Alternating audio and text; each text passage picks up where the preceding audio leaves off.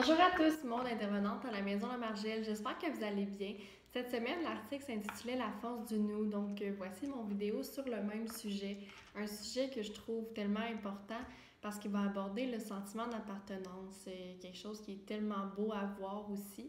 On le voit souvent ici en thérapie ou dans les meetings, que malgré les différences des gens, il y a une réalité qui est rassembleuse, donc qui fait en sorte que on s'apporte du soutien entre nous, qu'on se comprend puis qu'on est là les uns pour les autres. Au début, quand tu arrives en thérapie, tu es plusieurs inconnus qui doivent partager quand même un milieu de vie ensemble. Fait que ça peut être effrayant, mais peu à peu, au fil du temps, il y a vraiment un beau sentiment d'appartenance qui se développe, la force du nous. Donc, savoir que oui, on est tous des individus à part entière, mais qu'ensemble, on forme un tout, puis qu'on va avancer aussi là-dedans ensemble, donc qu'on va se motiver, puis qu'on va se soutenir. C'est vraiment quelque chose de beau à voir. Ça se voit aussi à travers les meetings, donc on s'accepte, on se comprend, on se soutient, on est là les uns pour les autres. C'est aussi ça le sentiment d'appartenance.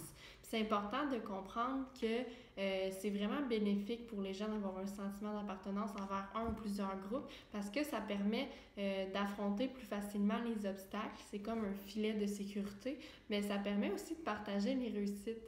Donc c'est important quand on a des réussites, qu'on est fier de quelque chose qu'on a accompli, d'avoir des gens avec qui le partager. Donc ça permet ces deux choses-là. La dépendance aussi, elle a souvent créé chez les personnes une solitude.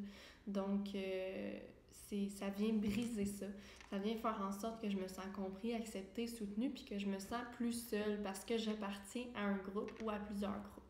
Je dis plusieurs groupes parce que oui, j'ai parlé de la thérapie, j'ai parlé des meetings, mais je pense que c'est bon d'appartenir à plus d'un groupe, dans le sens qu'on peut avoir de l'appartenance aussi pour notre famille. On peut avoir de l'appartenance avec un groupe parce qu'on partage un loisir ou une passion commune. Donc, les clubs de lecture, les sports en général peuvent développer un sentiment d'appartenance.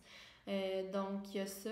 Il y a aussi, je peux développer un sentiment d'appartenance avec mes collègues de travail. Donc, ça va me motiver à cheminer vers mes objectifs puis à être fière de ce que j'accomplis au travail si j'ai plusieurs collègues qui sont présents pour moi puis qu'on forme un groupe, une équipe.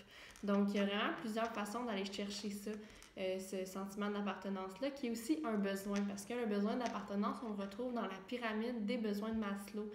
Donc, il n'est pas à négliger. Les individus, les gens en général, ont besoin d'amour, d'affection, ont besoin d'avoir un filet social, d'être compris, de pouvoir partager ce qu'ils vivent aussi. Donc, c'est ça que ça vient combler, ce beau sentiment d'appartenance-là. Alors voilà, je vous invite peut-être à définir où vous allez chercher ce besoin-là en général dans la vie. Sur ce, je souhaite à tous un bon 24 heures.